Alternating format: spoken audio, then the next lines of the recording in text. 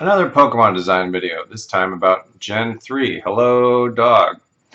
Um, this one I had to make cuts for in the best and the worst. I am very familiar with Gen 3 and apparently am pretty nostalgic for it and just played a whole bunch of Pokemon cards from the Gen 3 era. So I've seen so many of these Pokemon in so many different forms that I think I just have a lot of attachment to them.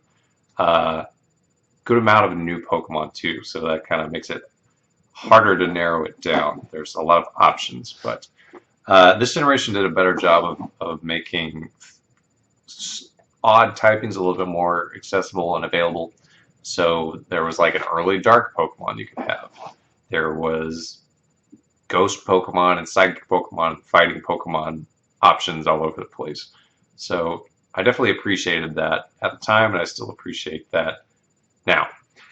This was also the time where we were starting to repeat some of our design motifs when it comes to like what this Pokemon is supposed to be.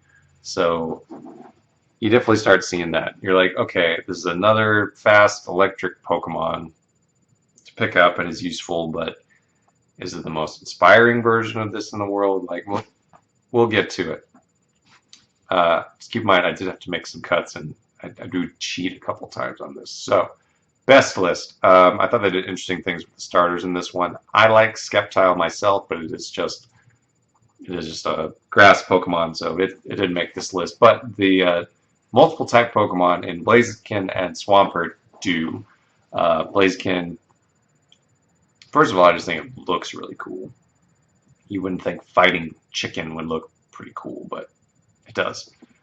And the firefighting type was an interesting type. Obviously, they've done it to death at this point, so I don't need to see another firefighting Pokemon. But this was the first one.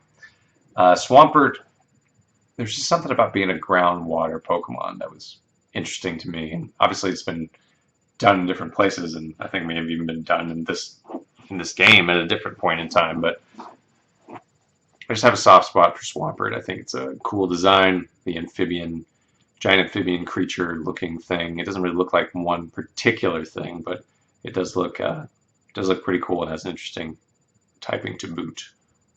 And also Muddy Water is a very cool move, but we're just getting into things I like about Pokemon at this point in time. Number 2, Gardevoir. I'm used to Psychic Pokemon being Alakazam and being this really fast thing that can't take a hit. But there was a lot of Psychic Pokemon in the first generation, so I don't know if that's particularly an accurate assessment of Psychic Pokemon in general. But Gardevoir did feel like a chains of pace that could do multiple different things, and just kind of this sleek, beautiful Pokemon design that you should absolutely never look up on the internet. For one thing. Number 3, Shedinja. It's a dead Pokemon. It's a dead Pokemon that's interesting to get. It is essentially the ghost exoskeleton of a cicada. So, real world animal being turned into a fantastical creature with an interesting mechanic in that it has 1 HP, and you really, really got to be careful on what is going to damage it. But it's interesting design. I don't. It's probably not a very good Pokemon, but it's an interesting one in that regard. Number 4 is Flygon. I really appreciated having a more accessible dragon Pokemon. I don't even think it's the only version of this in this game, a more accessible dragon Pokemon. But it did maintain its 4 times weakness to ice, which was appreciated, and it's not super overpowered. So you feel better about using Flygon than you do about Dragonite or Salamence or anything like that. It's a more fair version of a dragon Pokemon at a time when there weren't a lot of examples of that. Credilli is number 5. Credilli, I think, represents a more interesting way to do fossil Pokemon. I don't think there was fossil Pokemon in the second generation, so you don't have a whole bunch of examples of fossil Pokemon yet, but it was an interesting fossil Pokemon to use, a fossilized, more plant-like creature instead of just being like a straight-up dinosaur or a water animal or something like that. So I got a soft spot for Credilli. It's an interesting typing too. I mean, rock and grass. Number 6 is Metagross. It's one of the big beefy ones of this generation, but man, it's just such an interesting typing. Steel and Psychic. Just this like metallic walker monster that certainly was powerful. And I'm not sure how it responded to fairy typing being a thing, but Metagross is just cool design, cool space in its typing, cool power level. It's just a cool Pokemon. I hope people still use this one. I don't know where it's at in the competitive scene at this point in time, but number 7 is its brother in being a big beefy beast, Salamence. Why do I like Salamence so much more than Dragonite? I think it looks cooler for one thing. I think I enjoy the red wings. I think its ability to lower a Pokemon's combat or a Pokemon's attack once it enters is a cool one to have. And I don't know, it just feels like it has more flexibility. It can have a pretty decent special attack. Like, I don't know, something about Salamence that I've always really, really liked. It looks cooler than a lot of other Pokemon. Some Pokemon look a little kiddie or dumb, but Salamence looked pretty sweet. Number 7, I have Absol. This is kind of a representation of that dark typing that was easier to find. Absol looks like a villain's dog in an anime, and I really appreciate that about it. Some of its abilities are kind of interesting too, so that's why it's on this list. Number 9 is another cheat. It is Dusclops and Banette. Again, it really felt good to have more ghost Pokemon in the series, and I really appreciated Dusclops and Banette adding to that pile. Number 10, I have Ludicolo. This was a hard last number to put in.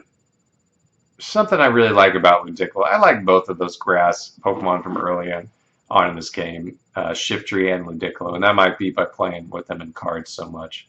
But Ludicolo is just kind of a fun design with the Mexican-inspired look, but not too Mexican-inspired enough to be offensive. We'll get to that in the worst list, but I really enjoy Ludicolo. He just looks like he's having a fun time. And makes me smile.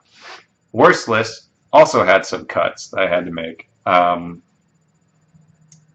This game, I feel like we had gotten to the point where it was like, do we need any more normal type Pokemon? Because keep in mind, Fairy and Normal hadn't been split at that point in time, and you get to here and you're like, I don't need this anymore. Like, it's not even early in the game stuff. Like, I won't say who I got cut from this list, but it was included in the normal type. X-Cloud I have never really enjoyed. X-Cloud always seemed like it didn't have a nice fit. Like, did I need a 3-stage normal type Pokemon? The stats that weren't super impressive, with abilities that weren't super impressive. Not really. And here it is. It evolves so late. You're like, I would just never waste a spot on X-Cloud. There's certain normal Pokemon that they're strong enough and have enough type coverage that they can be on your team, but X-Cloud? It's just not my jam. Not even in the cards. Just, nah. I feel like it could have gone towards something else. Nah. Number 2, representing Pokemon that are too much like other Pokemon in design, typing space, that sort of thing. It's Swalot. I know you're just a muck, but there you are, pretending to be a Swalot. I know it's just a muck. There wouldn't even be... I know we have some archetypes that have to happen, like the electric typing, sure, but Poison? At the time, especially without Fairy, Poison was good against, what, grass? You probably have a fire Pokemon anyway. Just not super useful. If you're going to do the Poison type, you're probably going to do a type split with something else in order to do more coverage, but just a pure Poison type, I don't have a lot of time for Swalot. It might be a good Pokemon. I don't know. I always looked at it and went, not a Muck. I didn't even have that much time for Muck, to be honest. And then they had a fake Muck. I do have some Swalot cards, though. He was pretty good there. Pretty good job there. Number 3, representing the fact that there's just a whole bunch of water in this game. Too many water routes, too many water Pokemon. We've got Love Disc. Doesn't evolve. Not good stats. Pretty much good to mine heart scales from, and not a whole lot else. Why is this in the game? It could have been something else. I don't even think Swallow. Sorry, I don't even think Love Disc evolves even today. I'm pretty sure. Like, why is this here? I I recall fainting so many of these, or stealing so many of these heart scales from these guys, and that's about it. Number 4, another meme Pokemon that doesn't seem like it does anything at all. Spinda. Nah, Kecleon was better than this thing. Spinda just felt like a big old waste of time. I feel like it gave you a decent amount of XP when you knocked it out, but I don't have time for Spinda. I think it may have had some mechanic where it could have like different blotches on its body, but you know what that reminds me of? That reminds me of another Pokemon I hated in Unknown. So I'm gonna say no on that one. Number 5, rounding out the worst list. Lombre. If you look at Lombre today, or at least his original design, yeah, that's a Mexican stereotype, buddy. That's a little too close. Ludicolo at least looks like a monstrous creature that could be like a mascot of a sports team or something. Lombre just looks like a stereotype. So I'm gonna say no on the Lombre, yes on the Ludicolo. That's my list for Gen 3. A lot of fond memories of a lot of these creatures. And this is probably where the art design started getting criticized by people of the original generation. But I like Gen 3.